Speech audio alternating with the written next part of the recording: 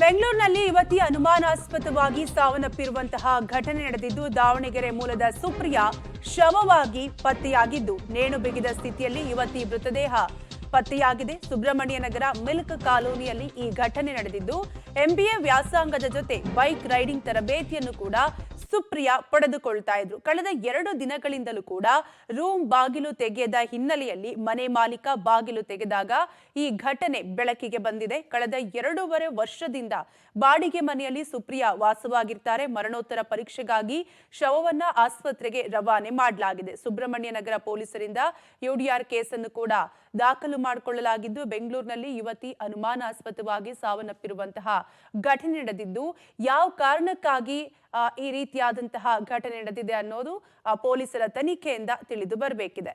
Details ಕೊಡ್ತಾರೆ ನಮ್ಮ ಪ್ರತಿನಿಧಿ ಉಮೇಶ್. ಉಮೇಶ್, ಕೊಳೆತ ಸ್ಥಿತಿಯಲ್ಲಿ ಬೆಂಗಳೂರಿನಲ್ಲಿ ಯುವತಿ ಅನುಮಾನಾಸ್ಪದವಾಗಿ ಸಾವನ್ನಪ್ಪಿರುವಂತಹ ಘಟನೆ ನಡೆದಿದೆ.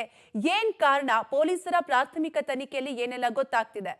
ಕಾವ್ಯ, ಈಕೆ ದಾವಣಗೆರೆ ಮುಂದೋಳು ಅಂತ ಗೊತ್ತಾಗ್ತಾ ಇರುವಂತದ್ದು. MBA ವಿದ್ಯಾರ್ಥಿನಿ ಆಗಿದ್ದು, ಅದ್ರ ಜೊತೆಗೆ ಬೈಕ್ ರೈಡಿಂಗು ಪ್ರಾಕ್ಟೀಸ್ ಮಾಡ್ತಿದ್ಲು ಅನ್ನೋದು ಕೂಡ ಗೊತ್ತಾಗ್ತಾ ಇದೆ.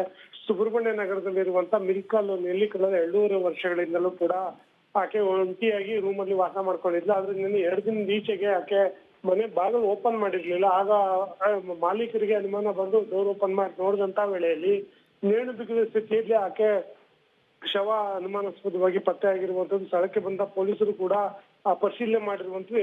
2 ದಿನಗಳ ಹಿಂದೆಯೇ ಆಕೆ ಆತ್ಮಹತ್ಯೆಗೆ ಶರಣಾಗಿರುವ ಶಂಕೆ ವ್ಯಕ್ತವಾಗಿದೆ. ಆದ್ರೆ ಯಾವ ಕಾರಣಕ್ಕಾಗಿ ಆಕೆ ಆತ್ಮಹತ್ಯೆ ಮಾಡ್ಕೊಂಡಿದ್ದಾಳೆ ಅನ್ನೋದ್ರ ಬಗ್ಗೆ ಇನ್ನೂ ಕೂಡ ಮಾಹಿತಿಗಳು ಲಭ್ಯ ಆಗ್ಬೇಕಾಗಿದೆ. ತುಂಬಾ ಚೆನ್ನಾಗಿ ಆಕ್ಟಿವ್ ಆಗಿದ್ಲು, ಕಾಲೇಜ್ಗೆ ಹೋಗ್ತಿದ್ಲು, ಜೊತೆಗೆ ಬೈಕ್ ರೈಡಿಂಗ್ ಪ್ರಾಕ್ಟೀಸ್ ಟ್ರೈನಿಂಗ್ ಕೂಡ ಪಡ್ಕೋತಿದ್ಲು. ತುಂಬಾ ಆಕ್ಟಿವ್ ಆಗಿದ್ದಂತ ಹುಡುಗಿ ಈ ರೀತಿಯಾಗಿ ಏಕೈಕಿ ಅನುಮಾನಾಸ್ಪದವಾಗಿ ಸಾವನ್ನಪ್ಪಿರುವಂತದ್ದು ನಿಜಕ್ಕೂ ಅಲ್ಲಿನ ಸ್ಥಳೀಯರು ಮತ್ತೆ ಮನೆ ಓನರ್ಗೂ ಕೂಡ ಆತಂಕ ಉಂಟು ಮಾಡಿರುವಂತದ್ದು. ಸದ್ಯಕ್ಕೆ ಈಗ ಸುಬ್ರಹ್ಮಣ್ಯ ನಗರ ಪೊಲೀಸರು ಅವರ ಪೋಷಕರಿಗೆ ವಿಚಾರ ಮುಟ್ಟಿದ್ದು, ಈಗ ಆ ಮೃತದೇಹವನ್ನ ಮರಣೋತ್ತರ ಪರೀಕ್ಷೆಗಾಗಿ ಆಸ್ಪತ್ರೆಗೆ ರವಾನೆ ಮಾಡಿರುವಂತದ್ದು.